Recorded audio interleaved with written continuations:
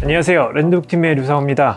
오늘부터 뭘 할 거냐 하면 저희가 11월 말에 랜드북 건축주대학 1기 오픈이 예정돼 있어요. 근데 그 수업에서는 기초 지식 강의는 안 할 예정이라서 여러분들이 수업에 오시기 전에 반드시 들어야 될 건축 기본 지식에 대해서 좀 말씀드리려고 합니다. 오늘은 그 첫 번째 시간으로 건폐율에 대해서 말씀드리겠습니다.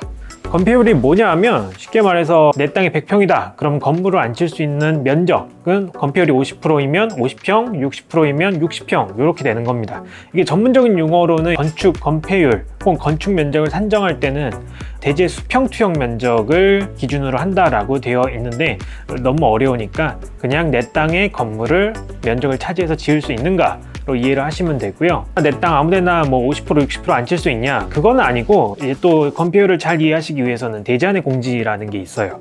이 대지안의 공지는 뭐냐면 건물을 지을 때 옆 대지와 이제 일정 부분 다 띄어서 지어라 이겁니다. 그래서 우리 민법에서는 대지 경계선, 인접대지 경계선으로부터 최소 50cm는 띄게끔 되어 있어요. 그리고 그 이상의 뭐 특별한 용도에 의해서 몇 센티미터씩 끼는 게 있습니다. 예를 들면 우리가 많이 하는 다세대주택 같은 경우에는 서울 기준으로 대지안의 공지가 1.0m 기준이고요. 연립주택 아파트로 갈수록 훨씬 더 기준이 조금 더 강화되어 있어요. 근데 이제 다가구 근린생활시설, 다중주택, 진자 단독주택은 0.5m로 되고, 만약에 여러분들이 전용주거지역의 땅을 가지고 있다 그러면 거기에 짓는 단독주택은 0.5m가 아니라 1.0m입니다. 요거 하나 유의하고 가시면 좋겠어요. 보통은 이제 50cm 이상으로 되어 있는데 20m 이상의 도로변에서는 건축선 후퇴 지역이 가끔 있어요. 서울 같은 경우에는 미관지구라고 해서 도로의 미관을 살린다라는 목적으로 이제 지정된 지구인데 그 지구에서는 건축선 3m 후퇴 조항이 있습니다. 이 3m가 후퇴된다고 해서 내 땅이 적어지는 건 아니고요. 내 땅을 나라에 뺏기거나 그런 건 아니고요.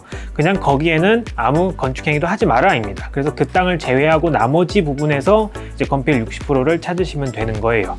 그렇기 때문에 이걸 조금 더 반대로 생각을 해보면 만약에 내 땅이 굉장히 큰 대로변에 있다, 그리고 여기가 이제 건축선 후퇴 지역이다 라고 하면 작은 땅은 굉장히 불리할 수가 있어요. 작은 땅 같은 경우에는 오히려 건폐율을 다 못 찾는 경우도 비일비재합니다. 왜냐하면 말씀드렸다시피 그 3m를 무조건 후퇴해야 되기 때문이에요. 그럼 이 3m에 대한 후퇴의 흔적을 어디서 찾을 수 있냐라고 보면 여러분들 걸어가시다 보면 그 보도블럭의 색깔이 다르거나 아니면 보도블럭 사이에 경계석이 나 있는 경우가 좀 있습니다. 그리고 그 대로변 양옆에 보도가 굉장히 넓은 데가 있죠.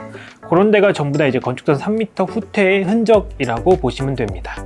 건폐율에서 이제 좀 빠지는 부분이 뭐가 있냐라고 이제 문의 주시는 분들이 가끔 계세요. 옛날 같은 경우 2000년대 초반, 곧 2000년대 정도만 해도 저도 이제 들은 거죠. 제가 알기로는 노대나 기타 등등 여러 가지 좀 면적이 건폐율에서 빠진 적이 있었어요. 주택 경우 발코니 같은 것도 좀 빠지던 시절이 있었던 것 같고, 그래서 그때 당시에까지 지어진 다가구 주택, 다세대 주택을 보면 지금 기준에서 건폐율을 따면 건폐율이 오버되는 경우가 종종 있습니다. 그래서 저도 며칠 전에 검토한 땅 같은 경우에는 분명히 이게 사용승인을 한 2000년대 초반, 90년대 말쯤에 받았는데 바닥 면적을 이제 다 따보니까 건폐율이 70%가 넘어가는 경우가 있더라고요. 그래서 그런 주택을 만약에 매입을 하신다라고 하면 당연히 어느 정도 층수도 있고 용적률적인 혜택이 크지 않다라고 판별해 주시면 그 주택 혹은 그 건물은 부시면 안 되고 당연히 리모델링 하시는 게 좋겠죠. 그거를 다 혜택을 누리시려면.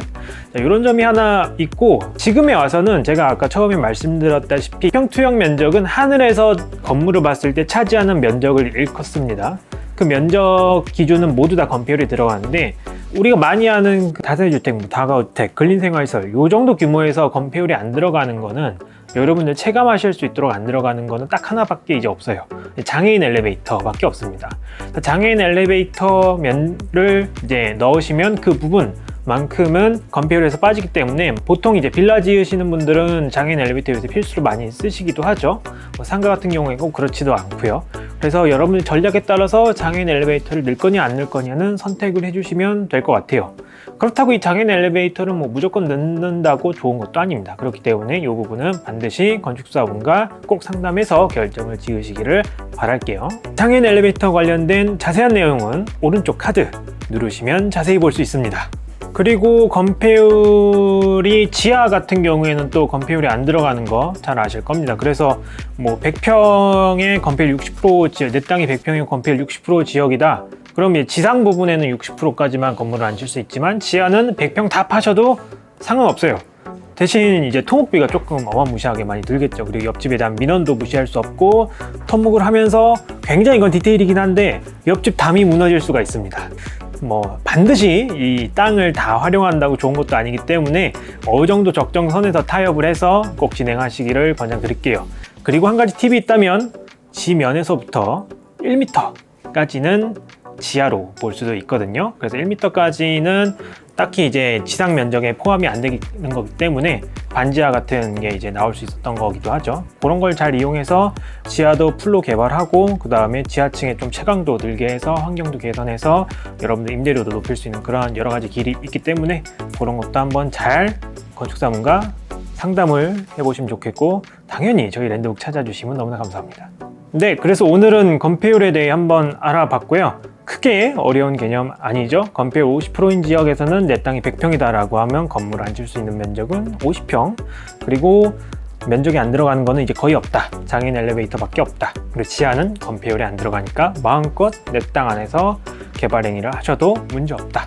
뭐 이 정도로 정리되면 되지 않을까 싶습니다. 랜드북 채널 좋아요, 구독, 댓글, 알림 설정까지 부탁드리고요. 저희는 다음에 더 유익한 내용으로 돌아오겠습니다. 안녕!